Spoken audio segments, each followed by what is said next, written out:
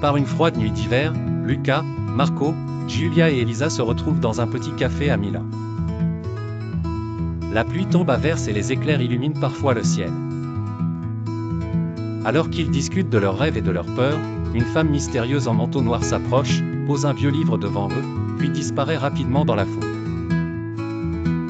Étonnés, ils ouvrent le livre et découvrent une carte étrange et un message. Celui qui a le courage de franchir la porte découvrira une force indescriptible, mais il devra affronter les ombres de son cœur.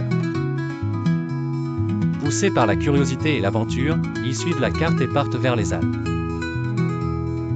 Le chemin est dangereux, avalanches, animaux sauvages et pluie incessante. Une nuit, ils se perdent, mais Marco découvre un symbole sur un rocher qui les guide jusqu'à la grotte recherchée.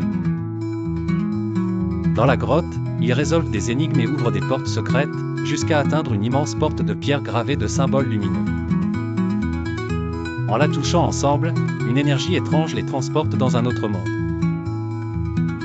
Ils se retrouvent dans un univers magique, forêts lumineuses, rivières flottantes et créatures étranges parlant des langues inconnues.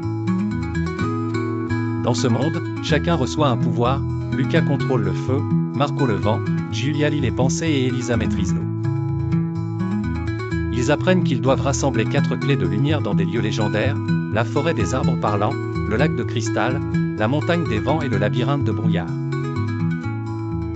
À chaque étape, ils affrontent des défis, oiseaux qui parlent en énigmes, gardiens de pierre, rivières à traverser en résolvant des casse-têtes, et créatures n'apparaissant que dans l'obscurité.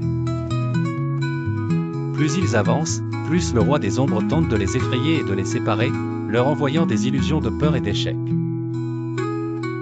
Mais leur amitié les aide à rester unis.